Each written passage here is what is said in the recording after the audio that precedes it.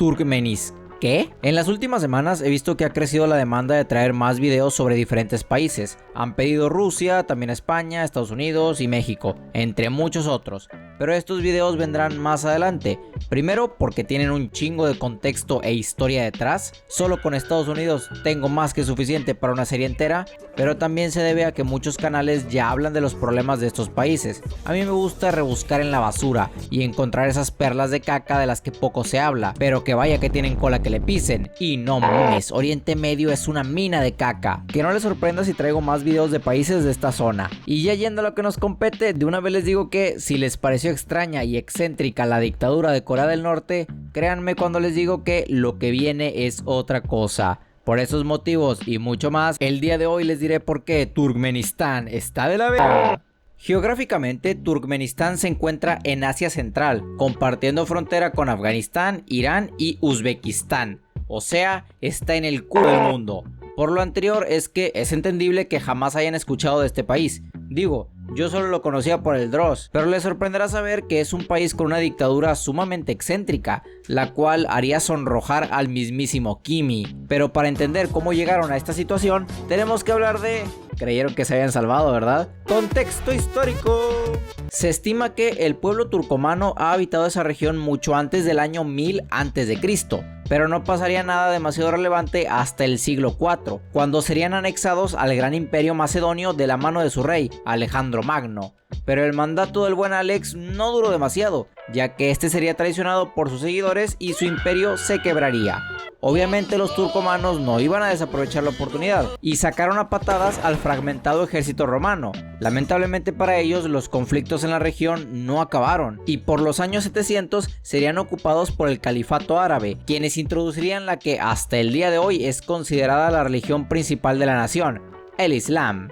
Los carnales de los turbantes reinarían la región hasta entrados los años 1000, donde serían los turcos quienes inmigrarían a sus tierras y tomarían el control. Pero aguántense, porque 200 años más tarde llegaron los mongoles y tomaron el poder. ¡Ey, jolín, los mongoles! ¡No rompan mi palé! Pero estos tampoco durarían, ya que el imperio Timur tomaría el mando en 1380. A ver, que Turkmenistán fue más manoseado que la pichula de un adolescente hormonado. Y la cosa no terminaría ahí, ya que un viejo conocido del canal llegaría a tomar el control. Atraído por sus deliciosos recursos naturales, en el año 1890, Rusia toma el control total del país. ¿Por qué cada que pasa una cagada en el mundo tiene que haber alguno de ustedes involucrado? En los años venideros hubo mucha prosperidad para la ya consolidada URSS. Estos aprovecharon bastante bien las reservas de gas, de petróleo y comenzaron a producir grandes cantidades de algodón. Evidentemente el pueblo turcomano no estaba muy contento con la situación y durante el año 1991 aprovecharon la disolución de la URSS para dar un golpe de estado orquestado por el aquel entonces secretario general del Partido Comunista, Separmurat Niyazov, o al menos creo que así se pronuncia. Uno pensaría que el pueblo turcomano por fin sería libre, ¿no? Y sí, ya sé que estoy quemando mucho el meme, pero es que queda muy ad hoc. No fueron liberados, solo hubo un cambio de administración. Niyazov es considerado como el primer dictador de Turkmenistán. Su gobierno se extendió a lo largo de 16 años. Pero no vayan a pensar que él se perpetuó en el poder por la fuerza. Niyazov se preocupó en organizar elecciones libres cada 8 años. En las casillas solo estaba su nombre, pero la gente podía votar, ¿no? Al comenzar su mandato, Niyazov prohibió el comunismo en el país. Algo radical, pero entendible por su pasado. Pero el carnal no tardó mucho en demostrar que realmente era un demente megalómano. Primero les prohibió a los ciudadanos tener perros, ya que este consideraba que tenían mal olor. Raro a decir verdad. Por allá de los años 1300 la iglesia prohibió a los gatos y terminaron con la epidemia más devastadora de la historia humana. Pero tal vez Niyazov no era muy fanático de eso de leer. Después prohibió los autos de color negro, cantar mientras conduces y que los estudiantes y empleados públicos tenían que memorizarse el Runamá. ¿Y qué hornos es eso? Pues un libro espiritual que el mismo Niyazov escribió un día que fue iluminado por Alá. Según él, obvio. No solo era obligatorio memorizarlo, sino que incluso si querías sacar una licencia de manejo, tenías que recitar un versículo escrito dentro del Runamá. No mames, o sea, el tipo podía ser ciego, pero que el tipo me recitó 3 páginas enteras sin titubear. Denle su licencia. Niyazov se esforzó tanto en convertir su libro de mierda en parte de la sociedad turcomana que mandó a construir un monumento gigante de su libro en la capital del país, Asyabad. Si piensan que mandar a construir una estatua gigante de tu propio libro ya refleja mucho de tu ego, no tienen ni idea. Este carnal mandó a crear una cantidad de estatuas ridícula. Tiene el monumento a la neutralidad, ya que Turkmenistán se considera el único país realmente neutral, donde la punta tiene la figura del propio Niyazov, como no puede ser de otra forma. También está su estatua gigante dorada y otra de él mismo sentado con su libro en la mano y un chingo de muchas más. Y no se limitó a las estatuas, muchos de los edificios de la capital fueron diseñados con la mera intención de romper récord Guinness, como el edificio más grande en forma de estrella, la mayor cantidad de edificios de mármol blanco, la rueda de la fortuna más grande del mundo y bueno, un chingo de excentricidades multimillonarias que solo reflejan que este brother quería ser reconocido por su grandeza cuando realmente nunca hizo nada. El reinado excéntrico de Niyazov terminó con su deceso en el año 2006 y sería reemplazado por Gurbanguly Berdimuhamedov. Para no terminar invocando un demonio, desde ahorita le vamos a decir el Verdi. Dato curioso, este era el dentista de Niyazov. Sí, el tipo nombró como nuevo líder del país a su dentista. Al principio nuestro amigo el Verdi dio esperanzas de un cambio, ya que comenzó revirtiendo algunas restricciones impuestas por el dictador anterior. Ya no estaban prohibidos los autos negros, aunque la gente no los usa por costumbre. Revocó la prohibición a tener perros porque él mismo se considera fanático de estos y hasta le regaló un perrito en muestra de buena fe al presidente Putin. Incluso decretó que ya no era obligatorio aprenderse el runamá y ordenó que se retiraran muchas de las estatuas de su antecesor. Aparentemente todo iba bien, pero como todo villano de película de Pixar, resultó que el tipo bueno era en realidad el malo. Nuestro compa el Verdi retiró muchas de las restricciones y monumentos de Niyazov con la mera intención de reemplazarlos por los suyos. Este comenzó con tonterías como prohibir el tinte de cabello, pero llegó incluso a prohibir hablar sobre el bicho mortal. También compartió la obsesión de Niyazov por construir monumentos excéntricos, como el Barrio Olímpico, una zona gigante de edificios que fueron utilizados como sede de las Olimpiadas de Artes Marciales Asiáticas en 2017. Este barrio tiene las instalaciones más modernas, las cuales rivalizan con los estadios de Qatar, pero al igual que estos últimos, ya ni siquiera están en uso.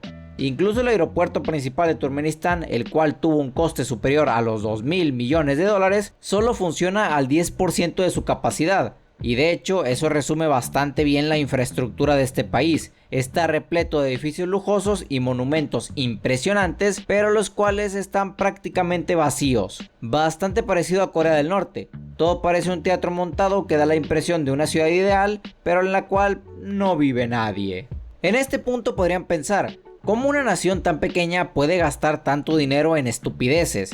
Pues es bastante sencillo. Turkmenistán es el 9º país productor de algodón. Tienen grandes reservas de petróleo, el cual ellos mismos refinan, y para rematar, tienen una de las reservas de gas natural más grandes del mundo, en la llamada Puerta del Infierno. Encima de eso, tienen una de las poblaciones más pequeñas del globo, la cual se estima en menos de 7 millones de habitantes. Y aún más allá, la densidad de población es apenas de 14 personas por kilómetro cuadrado, y en zonas alejadas de la capital esto se reduce a una persona por cada 6 kilómetros cuadrados. ¡Mamma mía! Para que se den una idea, en México tenemos a 65 cabrones por kilómetro cuadrado. O sea, Turkmenistán es un país realmente pequeño, con poca población, pero con un chingo de dinero. De hecho, China les compra el 80% de todo el gas que exportan. Tienen tantos recursos energéticos que la electricidad y el gas natural es un bien común para los ciudadanos. Incluso Europa está buscando la manera de comprarles algo de todo ese gas natural para ya no tener que depender del gas ruso. Porque sí, las dictaduras están muy mal, pero si tienen grandes fuentes de petróleo y materia prima, pueden unirse al club. Ahora bien, si el pueblo de Turkmenistán tiene que aguantar a dos dictadores egomaníacos y excéntricos a cambio de nadar en dinero, pues como que el trato no suena tan mal, ¿no? Pues no realmente. Como les mencioné antes, la capital parece un monumento a la opulencia, pero las zonas aledañas en donde vive la gente mantienen una arquitectura vieja. De hecho, conservan mucho del estilo soviético de décadas atrás. Y si nos alejamos aún más de la capital, se pueden encontrar ciudades más pequeñas con un estilo completamente diferente al de Asjabad, como la ciudad portuaria de Turmenbashi, de donde se obtiene la mayor cantidad de petróleo y gas natural de la región, pero cuyas edificaciones parecen del siglo pasado, y eso es en el mejor de los casos, ya que en gran parte del país ni siquiera hay calles con asfalto y las carreteras principales están completamente desatendidas. Lo anterior cobra sentido cuando descubres que el 70% del país está constituido por el desierto de Caracú. Esto crea un contraste demasiado fuerte. Por un lado, pueden gastar más de 3.000 millones de dólares en un centro deportivo que solo se usó una vez, pero no pueden dedicar nada para mejorar las calles fuera de la capital, o crear hospitales, escuelas, o diversificar la economía para crear nuevos empleos. Ahora bien, hablar de datos exactos es prácticamente imposible. Incluso Corea del Norte se toma la molestia de maquillar sus datos para verse mejor frente al resto de países, pero el gobierno de Turkmenistán ni se molesta en compartirlos. De hecho, se estima que la población es mucho menor a la que se piensa, siendo posiblemente solo de 600,000 personas viviendo en la capital y menos de 6 millones en el resto del país. Lo que sí sabemos es que, como todo gobierno dictatorial, no se suele respetar mucho eso de los derechos humanos. Desde la independencia de este país, la prensa no tiene voz y los opositores fueron exiliados, y se sabe que si eres mujer o parte de una minoría, la discriminación no te va a ser ajena.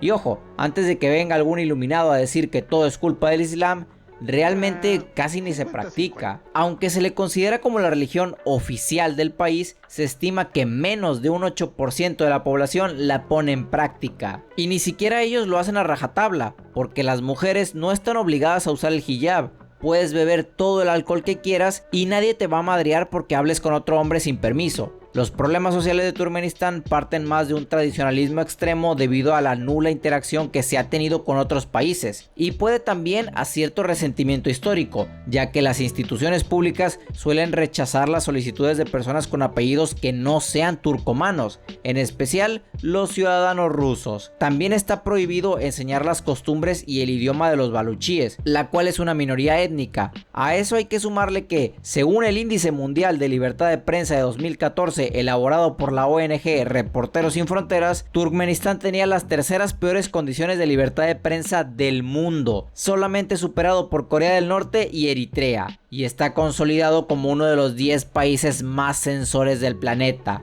Es más, en el índice de democracia se ubica en el puesto 162 de 167 países. Vaya joyita.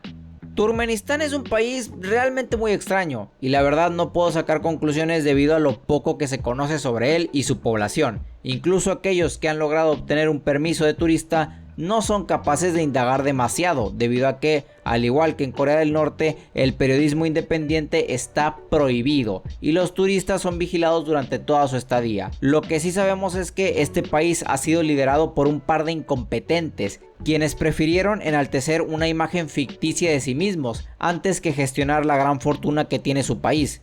Aunque Europa está interesado en entablar una relación comercial con ellos, el gobierno turcomano se ha mantenido terco en su postura de no abrir sus puertas. Pero también es cierto que con la llegada del nuevo presidente, Serdar Berdimuhamedov, hijo del buen Berdi, es posible que la nación tome un nuevo camino. Pero eso es algo que solo el tiempo dirá. Pero bueno, mis amigos, hasta aquí quedará el video. Realmente lamento que este video fuera mucho más corto de lo normal. Me hubiera gustado indagar más en la situación actual del país, pero como les dije en varias ocasiones, no hay demasiados datos que analizar. Pero puedo decir que fue toda una experiencia conocer la situación de un país donde sus líderes no solo son incompetentes, sino también los más excéntricos del planeta. No tengo nada más que agregar por ahora, y yo me despido de ustedes. Pero no sin antes preguntarles, ¿de qué nos quejaremos la próxima?